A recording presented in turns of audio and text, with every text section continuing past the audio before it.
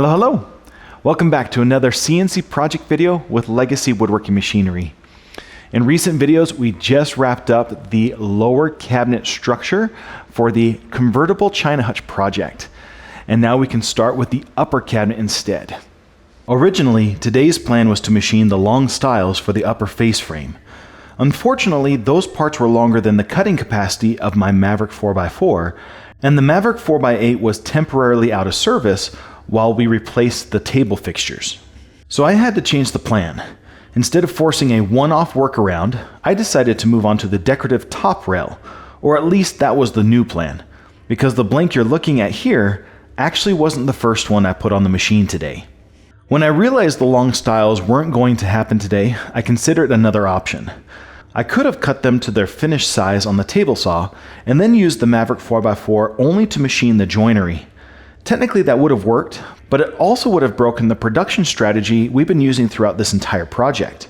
Every component so far has started from an oversized blank and been machined completely on the CNC.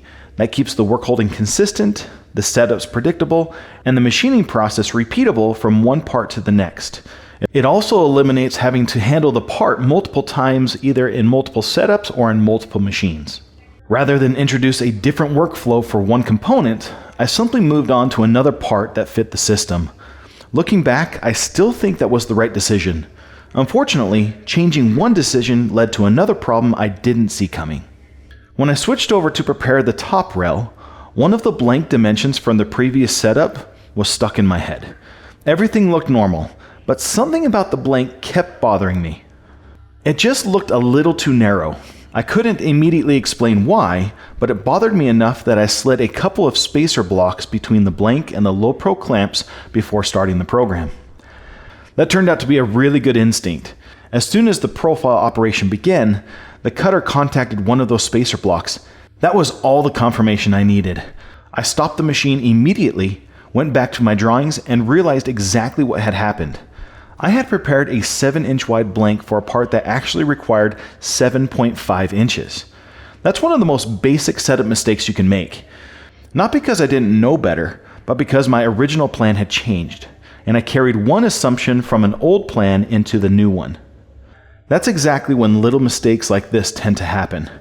Fortunately, I caught it before the cutter ever reached my clamps. Sometimes good habits don't prevent mistakes.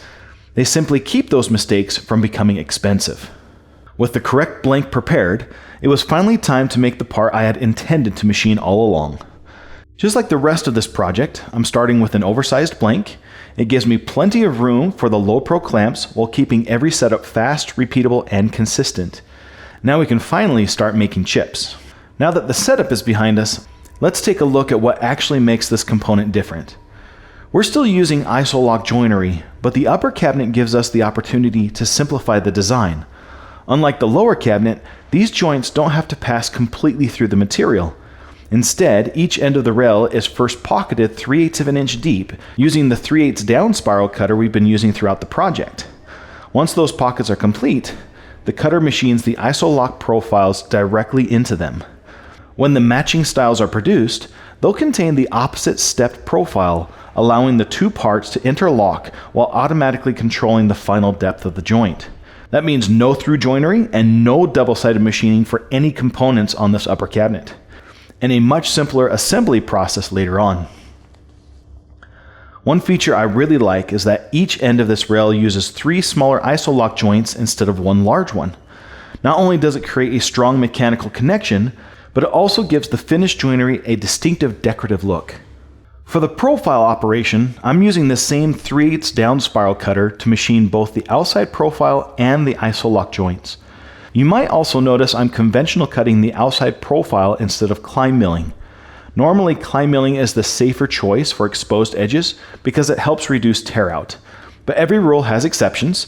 On this particular part, the exposed edges follow the grain direction rather than cutting across it.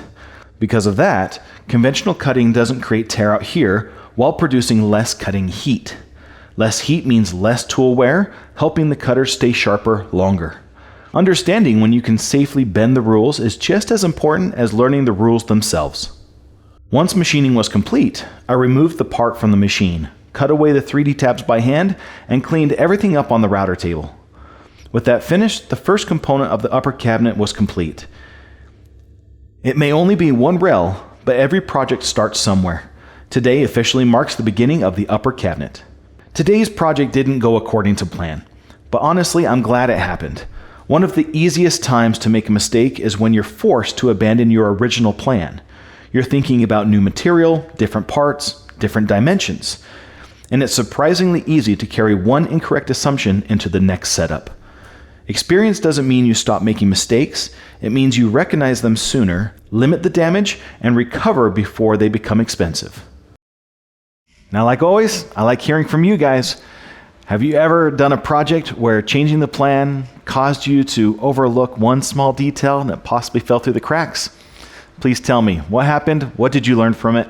Leave those experiences right down below in the comment section.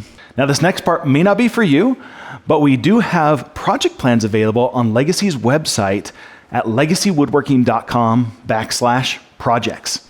And we'll leave the link in the video description below. Now, if you're enjoying watching all these parts come together through multiple videos, please give us a thumbs up. And if you don't want to miss out on the next episode, please consider subscribing. Now, in the next episode, we're actually going to be moving forward with more components of the face frame, and so that we can bring it one step closer to completion. As always, thanks for watching, and we'll see you guys in that next video.